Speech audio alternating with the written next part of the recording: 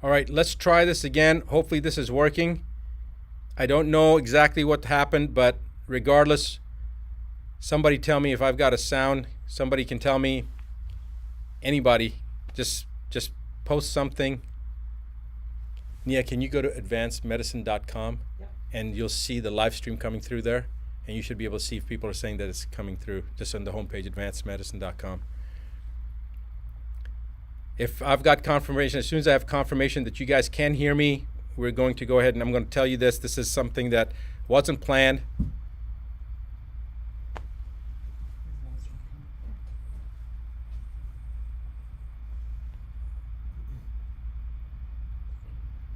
You see anybody saying that they're hearing me? They hear you on Instagram. They hear me on Instagram? Well, Instagram will, but they Yeah. again, live stream? Got it? Good. Okay, perfect. So everybody can hear me. Thank you guys for tuning in. You guys got to let everybody know this message that I'm about to give you, because this is something that I just found out. It's beyond belief. This is regarding a House resolution that was initiated on May 1st of this year, like 4, 5, 6 days. Well, I don't even know what day it is right now, but it was May 1st introduced into the U.S. Congress. It's a House Resolution 6666. That is not an exaggeration. I have no idea how this works, but this is what the actual House resolution number is, 6666. And I'm going to read you what that House resolution is. Please make sure that you pass this on to every single person that you know. I don't care whether you're in the United States or not, you got to get this information out. House Rule 66 or House Resolution 6666 is for COVID-19 testing, reaching, and contacting everyone act. The acronym is TRACE Act. Again, TRACE Act stands for Testing, Reaching, and Contacting Everyone. It was introduced by Bobby Rush, who is a Democrat from the state of Illinois.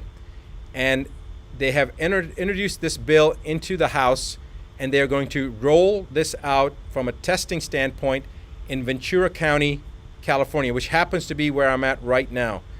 And I couldn't believe that I heard this, but basically this act is to allow individuals to come into your house, and if you've got a cough or somebody in your family has a cough, or you have a fever or anything that they determine that shows that you have COVID-19, regardless of whether you've been tested or not. They will also test people, but remember that testing already has been shown to be there to be a high rate of false positives.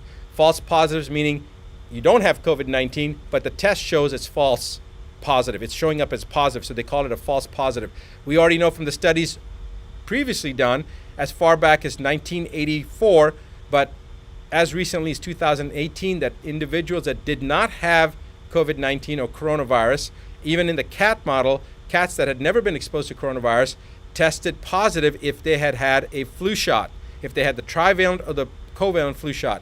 And we don't know about the H1N1 shot. We don't know about the herpes zoster shot, the shingles shot. There's many other vaccines that people have gotten. We have no idea if people are going to be testing positive, have false positives based upon those tests. So the point is that the chance of them testing someone and them being positive is pretty doggone high, even if the person doesn't have COVID-19. But they're going to use that to pull you or your loved ones, especially your children, away under pretense of public safety. They're going to say that your child has to be removed from you because you have COVID-19, and so to protect your child, we're going to take that child. Or we're going to take your grandmother or your father or you and put you into quarantine. This is a load of rubbish, because if you're in your home isolated, who are you going to expose? All right? And if they're going to try to take you away from your family, the chances of you having infected your family, even if you did really have COVID-19, is about 99.9%. So this is a bunch of BS. They're using this as an attempt to further divide us as individuals. They divided us from our friends, from our social circles. Now they're dividing us from our own family units. This is the most ominous sign so far that we've seen. I want you to all wake up. I want you to pass this information on. I want you to tell every single person that you know what's happening. If you're not in the United States, I don't care. It's coming to your country as well. And if you're in the United States, you need to contact your representatives. Right now, if you go to askdrbuttar.com/ask, right underneath my image, you'll see that link. Go to that website, follow the information that it's asking, enter that information in, and then you're going to be taken to a page. The first one is a petition. It's a petition about censorship against media that mainstream media has right now, as well as social platforms. Sign that petition. Second thing is a website, or is a link that'll take you to allow you to send any letter that you want to people to elected officials on the municipal level, on the state level, and on the federal level, and tell them that you violently oppose HR 6666.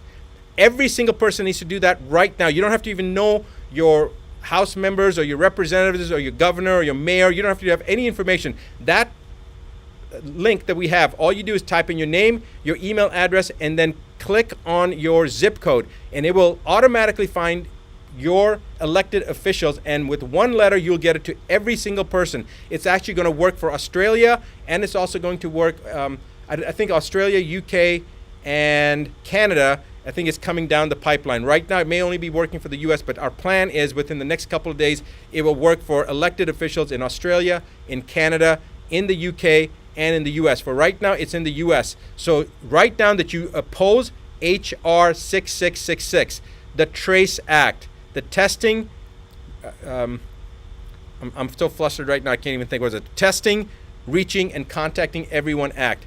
I want to now read you a quote from a Supreme Court justice, and remember this. James Agler Fee said, "The privilege against self-incrimination, which is basically to ensure your freedom," and we're talking about the exact same thing here, to ensure your freedom, "is neither accorded to the passive resistant nor the person who is ignorant of his rights, nor to one indifferent thereto. It is a fighting clause. Its benefits can be retained only by sustained combat.